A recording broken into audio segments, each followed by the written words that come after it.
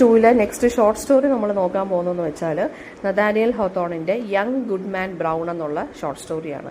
So Nathaniel Hawthorne ഒരു greatest റൈറ്ററാണ്. അദ്ദേഹം സേലം എന്നുള്ള സ്ഥലത്താണ് ജനിച്ചത്.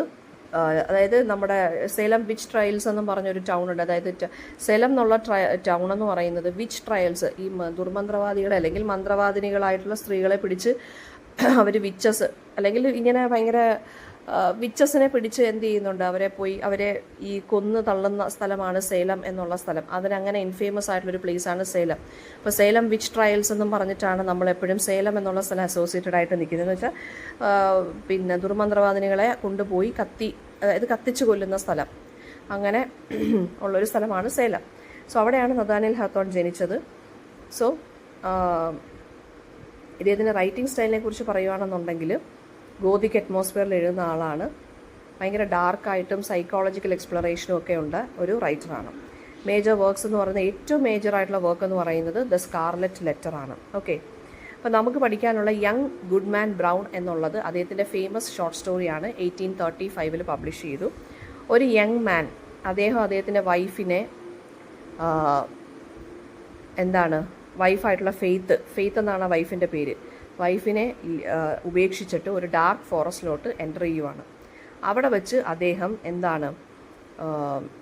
കുറച്ച് വിച്ചസ്, ദുർമന്ത്രവാദികൾ ഗ്യാദർ ചെയ്യുന്നത് കാണുകയാണ് ചെയ്യുന്നത്.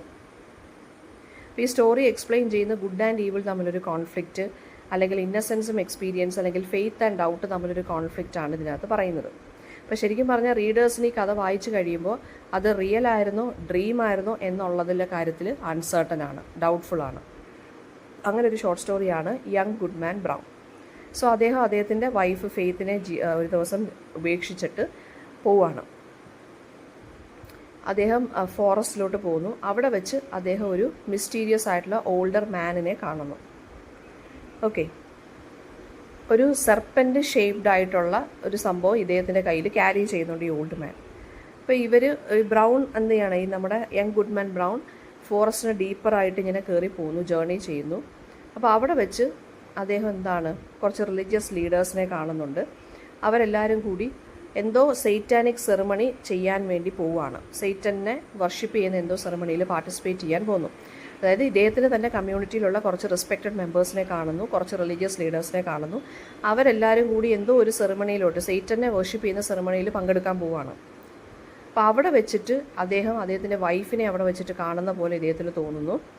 ആൻഡ് ഇദ്ദേഹം അവിടെ വെച്ച് വലിയ വായിൽ കിടന്ന് പേടിച്ച് നിലവിളിക്കുകയാണ് ചെയ്യുന്നത്. നെക്സ്റ്റ് മോർണിംഗ് ഇയാൾ തിരിച്ച് വീട്ടിലോട്ട് വരുന്നു. അദ്ദേഹത്തിന് അറിയാൻ പറ്റുന്നില്ല റിയൽ ആയിരുന്നോ ഡ്രീം ആയിരുന്നോ ഇദ്ദേഹം കണ്ടതെന്നുള്ളത്. പക്ഷേ ഇദ്ദേഹത്തിന് ഹ്യൂമാനിറ്റിയിലുള്ള വിശ്വാസമെല്ലാം നഷ്ടപ്പെട്ടു പോകുന്നു. ആൻഡ് ഇദ്ദേഹം പിന്നീടുള്ള ജീവിതം അദ്ദേഹത്തിന് ആ ഒരു സസ്പീഷനിൽ, ഇദ്ദേഹം ആ ഒരു സംശയത്തിലും വിഷമത്തിലും അദ്ദേഹത്തിൻ്റെ ലൈഫ് ലീഡ് ചെയ്യുന്നതായിട്ടാണ് കാണിച്ചിരിക്കുന്നത്. അപ്പോൾ ഫോറസ്റ്റിൽ എൻ്റർ ചെയ്യുന്നു അദ്ദേഹം. ഇദ്ദേഹത്തിൻ്റെ വൈഫ് എന്തിനെയാണ് കാണിക്കുന്നത്, ശരിക്കും പറഞ്ഞാൽ ഫെയ്ത്ത് എന്നുള്ള അദ്ദേഹത്തിൻ്റെ വൈഫ് എന്തിനെയാണ് കാണിക്കുന്നത്, ആ ഒരു റിലീജിയസ് ബിലീഫിനെ അല്ലെങ്കിൽ ഇന്നസെൻസിനെയാണ് കാണിക്കുന്നത്. ഇദ്ദേഹം ഫോറസ്റ്റിലോട്ട് എൻ്റർ ചെയ്യുവാണ്. ഫോറസ്റ്റ് എന്ന് വെച്ച് കഴിഞ്ഞാൽ ടെംപ്റ്റേഷൻ അല്ലെങ്കിൽ ഒരു അൺനോൺ ആയിട്ടുള്ളൊരു പ്ലേസാണ് ഫോറസ്റ്റ്. അതായത് അദ്ദേഹം ഇന്നസെൻസിൽ നിന്നും ഡൗട്ട്ഫുൾ ആയിട്ടുള്ളൊരു ജേർണിയിലോട്ട് എൻ്റർ ചെയ്യുവാണ്. ഭാര്യയെ ഉപേക്ഷിച്ച് കാട്ടിലോട്ട് കയറുന്നു വെച്ചാൽ ഇന്നസെൻസ് നഷ്ടപ്പെട്ട് അദ്ദേഹം ഒരു അൺനോൺ പ്ലേസിലോട്ട് കയറുന്നു. അപ്പോൾ ഒരു മിസ്റ്റീരിയസ് ട്രാവലറിനെ ഇദ്ദേഹം എൻകൗണ്ടർ ചെയ്യുന്നു. അവിടെ വെച്ചിട്ട് അദ്ദേഹം കുറേ റെസ്പെക്റ്റഡ് ആയിട്ടുള്ള ടൗൺസ് പീപ്പിളിനെ കാണുന്നു. അവരെല്ലാവരും കൂടി ഈവിൾ ആയിട്ടുള്ള എന്തോ കാര്യം ചെയ്യാൻ ശ്രമിക്കുന്നു. സോ അവിടെ വെച്ച് ഇദ്ദേഹത്തിന് പേടിയാവുന്നു അല്ലേ. അപ്പോൾ ആ ആളുകൾ, അതായത് ഇദ്ദേഹം റെസ്പെക്റ്റ് ചെയ്യുന്ന കുറച്ച് ആളുകൾ കാട്ടിനകത്തോട്ട് കയറിയപ്പം അവരെല്ലാം ഈവിൾ ആണെന്നുള്ള കാര്യം ഇദ്ദേഹം മനസ്സിലാക്കുകയാണ് ചെയ്യുന്നത്. സോ അദ്ദേഹത്തിന് ആളുകളിലുള്ള ഗുഡ്നെസ് നഷ്ടപ്പെടുകയാണ് ചെയ്യുന്നത്, വിശ്വാസം നഷ്ടപ്പെടുകയാണ് ചെയ്യുന്നത്. തിരിച്ച് അദ്ദേഹം സേലം എന്നുള്ള സ്ഥലത്തോട്ട് വരുന്നു. എല്ലാവരെയും അദ്ദേഹത്തിന് ഭയങ്കരമായിട്ട് അവിശ്വസിക്കുവാണ്, ഇൻക്ലൂഡിങ് ഹിസ് വൈഫ്. അപ്പോൾ സ്റ്റോറി തീരുന്നത് ഇങ്ങനെയാണ്. റീഡറിന് അറിയത്തില്ല ശരിക്കും പറഞ്ഞാൽ ഇത് ഹാപ്പൻ ചെയ്തതാണോ അതോ ഇദ്ദേഹത്തിൻ്റെ ഡ്രീം ആയിരുന്നോ എന്നുള്ളത്.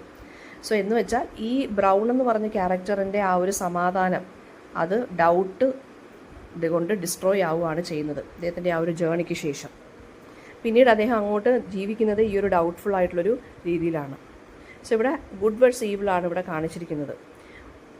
പിന്നെ അതുപോലെ തന്നെ ഫെയ്ത്തും ഡൗട്ട്. ഫെയ്ത്ത് എന്ന് പറയുന്നത് ബ്രൗണിൻ്റെ വൈഫുമാണ്, റിലീജിയസ് ബിലീഫിനെയും കാണിക്കുവാണ്. അപ്പോൾ ഫെയ്ത്തിലുള്ള നഷ്ടം, ആ ഒരു അല്ലെങ്കിൽ ട്രസ്റ്റിലുള്ള നഷ്ടം എന്ന് പറയുന്നത് എന്താണ്, ആ ഒരു സ്പിരിച്വൽ ആയിട്ടുള്ളൊരു ഡൗട്ടിനെയാണ് കാണിക്കുന്നത്. പിന്നെ ഈ അപ്പിയറൻസും റിയാലിറ്റിയും തമ്മിലുള്ള പ്രശ്നം, ഇദ്ദേഹത്തിന് തന്നെ സൊസൈറ്റിയിലെ റെസ്പെക്റ്റഡ് ആയിട്ടുള്ള ആളുകളാണ് ഈ കാട്ടിനകത്ത് കയറിയിട്ട് ഇവർ ഈവിളായിട്ടുള്ള കാര്യങ്ങൾ ചെയ്യുന്നത്. സോ അത് അദ്ദേഹത്തിന് അങ്ങോട്ട് അക്സെപ്റ്റ് ചെയ്യാൻ പറ്റുന്നില്ല അല്ലേ.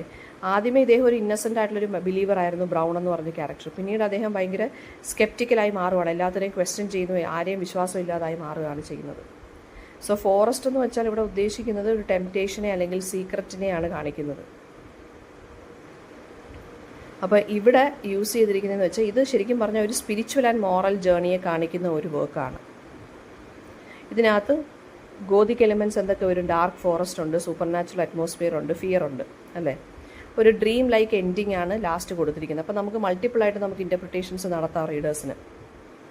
അപ്പോൾ ശരിക്കും പറഞ്ഞു കഴിഞ്ഞാൽ നഥാനിയൽ ഹോത്തോൺ ഒരു ഡാർക്ക് റൊമാൻറ്റിക് റൈറ്ററാണ്. അതാണ് അദ്ദേഹത്തിൻ്റെ ഈ ഒരു വർക്കിനകത്ത് അദ്ദേഹം കാണിച്ചിരിക്കുന്നത്.